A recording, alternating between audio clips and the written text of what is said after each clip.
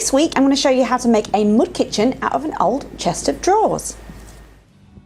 First I worked on cutting a hole for a round metal mixing bowl, and it's important that whichever you use has a lip to hang onto the surface. And I'd created a jig out of scrap wood to create a perfect circle with a drill hole for a pencil at one end and a screw at the other. And the distance between these two were half the diameter of the entire bowl, but reduced it by about half of the lip's depth. Note, I strongly suggest that you do a test fit on an offcut. Remember, wherever you place it, you still need to make sure that you've got enough solid wood around the bowl so it's not too weak when cutting. Then I drilled a large enough hole inside the circle so I could slot a jigsaw blade in and cut it out. By the way, if you haven't seen this on the final show yet, I'll leave the ITV Hub link below. And now for the test fit.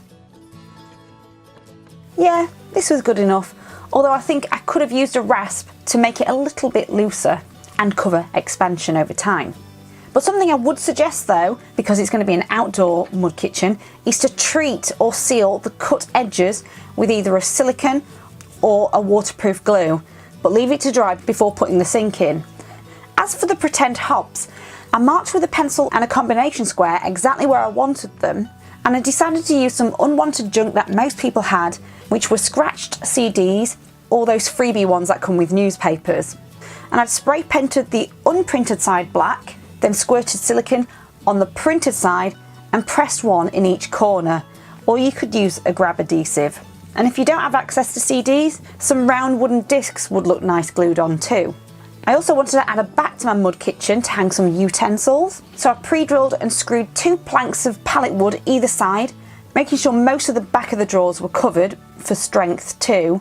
I'd already made marks on the back where I wanted my pallet wood to start, so they were both equal height, and cladded with 3 more planks of wood on the back with a slight overhang either side. If you wanted to be extra fancy, you could also add a small shelf on here too. Next, to give the hobs some hob dials. Now remember the other week when I turned one of these old drawers into an insect hotel and I took the handle off? Well, the same went with the plant stand too. And after spray painting all 4 black handles black and leaving to dry, I marked and drilled 4 holes for them to slot in and screwed the nuts back on the other side, where you could still twist them like you do on a real hob.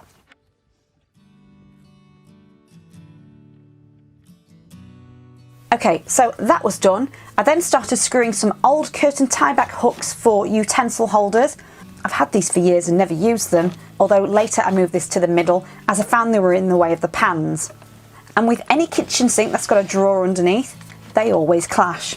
So I decided to drill and screw the drawer closed.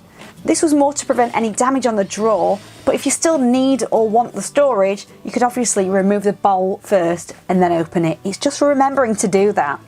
And with it previously having 2 drawers there, I was able to screw on some more pallets to cover up the gaps for more storage anyway, and I rather liked this farmhouse kitchen look it started to have.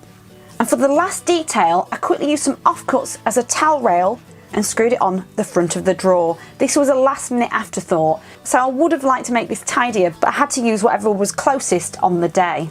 And of course, if it's going to be outside, you're probably best using some exterior varnish or something to treat it. That's also safe for kids. So yeah, I thoroughly enjoyed making this.